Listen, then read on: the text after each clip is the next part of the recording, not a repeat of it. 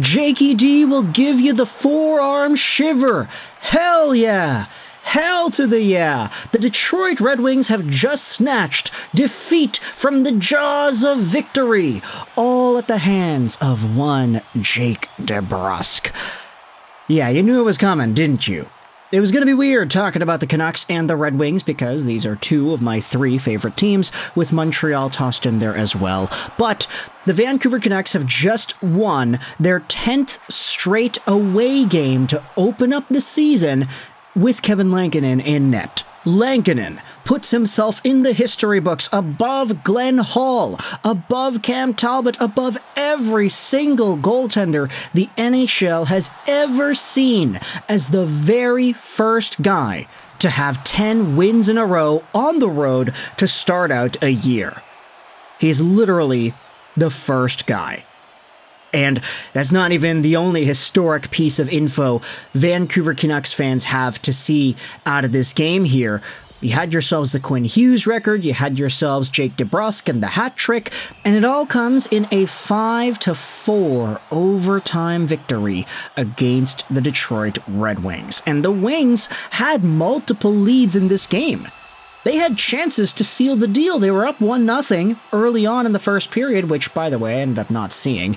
Yeah, I had my alarm set for 9, woke up, and then after the alarm went off, I ended up passing out for another hour, just out of nowhere. It was totally unintentional, but I missed the first period of this game, so I did miss the Jonatan Berggren deflection to open things up 1-0. It was thrown towards the goal by Erik Gustafsson, it bounces off of a gnarly rebound, and eventually finds itself over to Berggren on the right side, who's got an open net to shoot at. Lankinen was paying attention to the initial shot, the rebound, of course, came out the other side there.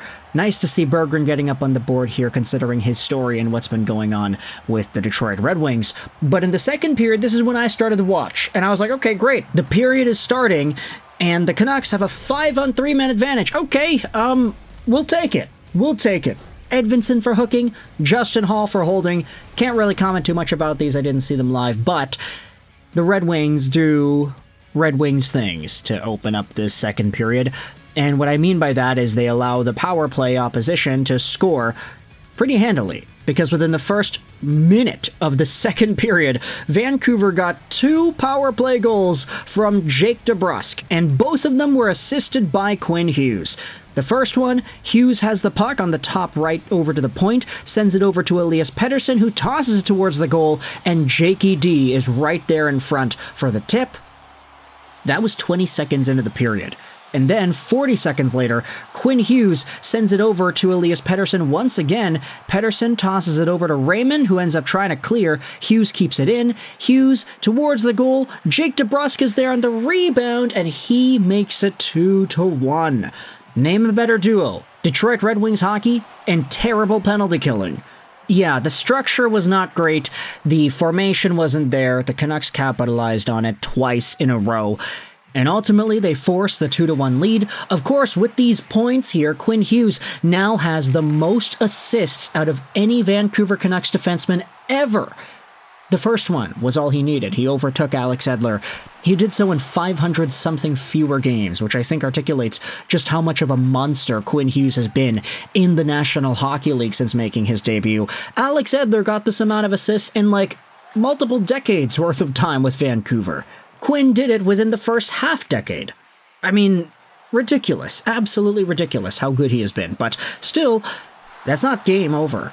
We still got some more hockey to go, because just a few minutes after that, you had yourselves Alex DeBrincat, who scored off of a really strong Detroit power play. Yeah, the Canucks penalty kill wasn't all too great in this one either. DeBrincat ends up making it 2-2. It's not technically a power play goal, but that's because the Red Wings were cycling it over and over and over again whilst the Canucks were on the penalty kill. And after the penalty expired, the Canucks couldn't clear it out. Sherwood had a tough time swiping it away. And eventually, Raymond throws it over to Larkin, who taps it down on its way to Alex DeBrincat, who takes a shot, and it beats Kevin Lankinen. It was a really strong power play. Like, that was maybe one of the better power plays we have seen from the Red Wings all season. Just the cycling, the passing, the control. They had everything on lock, and Vancouver was overly exhausted. They could not keep up after the Wings gained that momentum. It was a matter of time before somebody, in this case it happened to be Alex DeBrincat, scored himself the goal.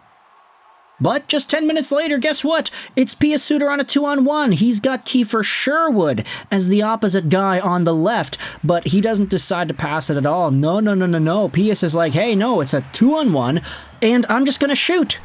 He ends up going far side on Ville Husso, who had to enter the game. Cam Talbot was taken out, not necessarily because he got pulled for a bad performance. It seemed like he might have hurt himself somewhere, somehow. I think Derek Lalonde said after the game it was a lower body injury, so Talbot got removed, Husso came in, and Husso got beat by the Pius Suter shot on the rush there. Pius Suter has been so underratedly good, but in the third period, this is where things got interesting, because the Wings actually came back, and they forced themselves a lead.